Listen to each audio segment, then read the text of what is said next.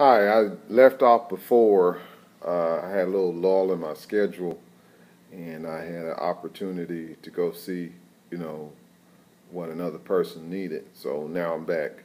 I was telling you about Miss Dobro, and I was amazed. It was totally amazing. Miss Dobro, of course, played the bassoon, and she had a day which she introduced all the different instruments to us, and she brought a clarinet, she brought a flute, she brought a bassoon, of course. I don't know if she had an oboe. She brought a trombone, she brought a trumpet, she brought a tuba, she brought a French horn. And I think the only instruments she didn't have were percussion instruments. She did not have any percussion instruments there. And she started on her main instrument, which is the bassoon. And she played the theme from Popeye. Now, if you don't know what the theme from Popeye is, you haven't seen the cartoon. It goes like this.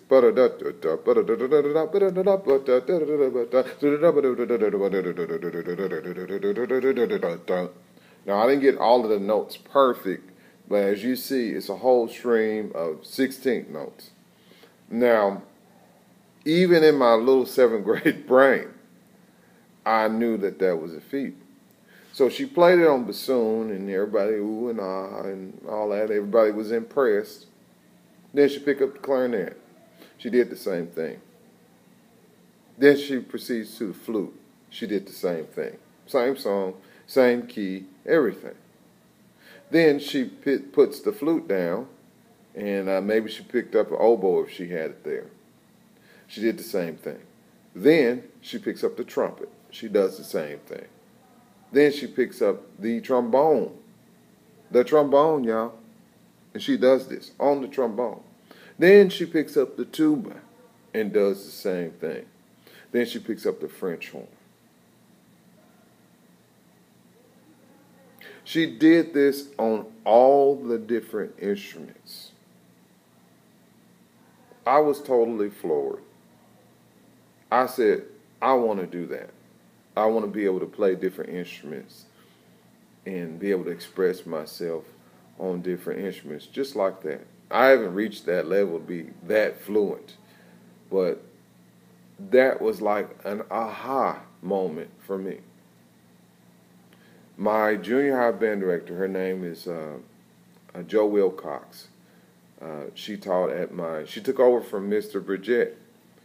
The year that Miss Bridgette told me that I would be getting a scholarship, that I would get a scholarship, he prophesied that I would get a scholarship. That year that he said that was his final year as a band director. He basically retired. Let's put it this way: Jim Bridgette was my mother's junior high band director and high school band director. So that's telling you how long he had been involved as a band director. He went on to become school board member and so forth, so forth. Well, I got a brand new band director. It was Miss Wilcox's first year as a they called it junior high. She was our junior high band director. There was no such thing as elementary band. They just didn't have it in the budget. So I did junior high band, started in the 7th grade. And Miss Wilcox, she was a great teacher. I learned how to play my instrument and different things like that. But I learned to read notes in Miss Dobro's class. They had a rule. You had to take an elective of music, regardless if you signed up for band or not, which now that I think about it, it's really silly that they had that rule. But they made everyone, regardless if you signed up for sports or if you signed up for band, you had to go to this class, this hour-long class, every day for one semester, and you had to take music fundamentals. And we played the recorder.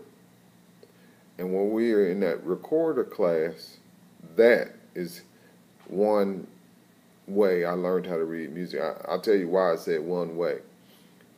Because I didn't really understand. It was mainly a mechanical means, you know. It was the old, you see that note, then put this finger down, that method, you know, by rote.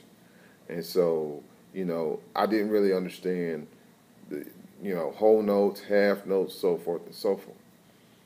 And so I would have to listen to it a couple of times, and then I knew what notes to press on the euphonium, but I didn't really understand how to read notes until, you know, one day I was sitting in her class, and I saw they had a D written, which is on the fourth line in the staff treble clef.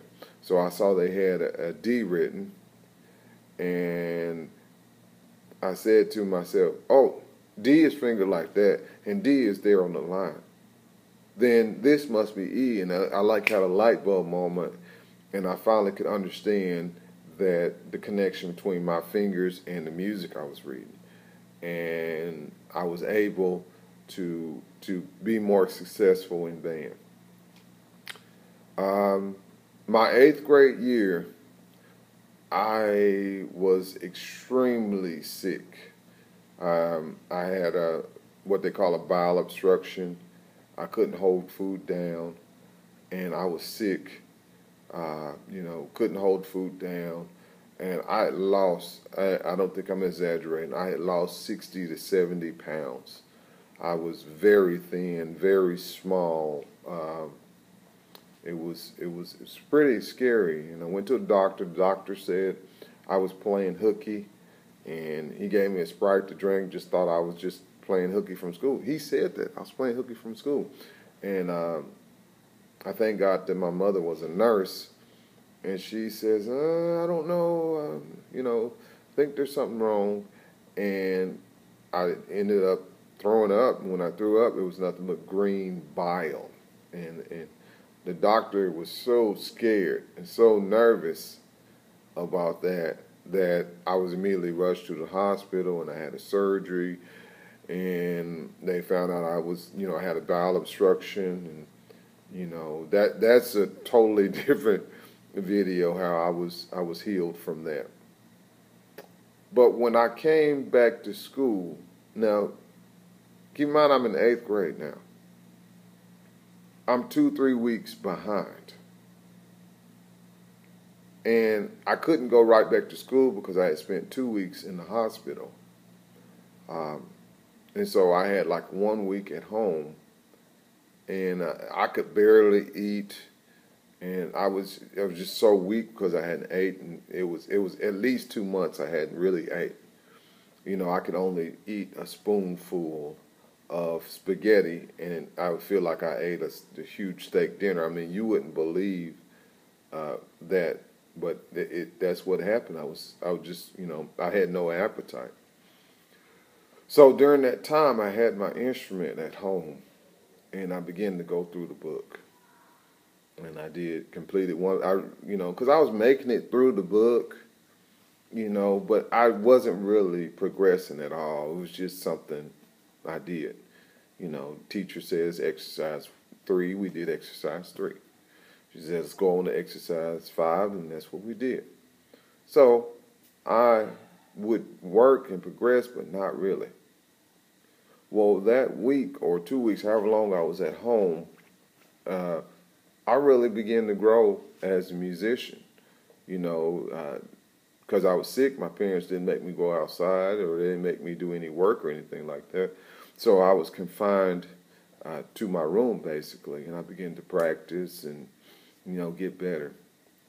And it wasn't too, because this was early in the year, and I got a picture somewhere, me with my band uniform on. It was but like 3 or 4 weeks right after I had come out of the hospital, and I looked so skinny. And you should see the look on my face with the baritone. Hopefully, if I find that picture, I may have to go home and ask my mom about it. I may put it up here, maybe at the, you know, in some other video I'll show you a picture of it. But that picture, I was so happy. I hated that instrument at first, but I began to fall in love with the instrument, the euphonium, the sound of it, and I figured out I could play it. Now, realize that these days, most people have a CD or something. We didn't have any CDs. You got just a book, and that was it.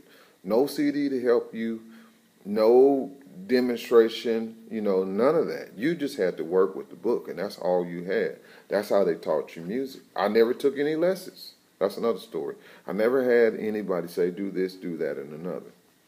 And so Miss Wilcox, the band director I told you about before, Miss Dobroth was my general music teacher. It was required.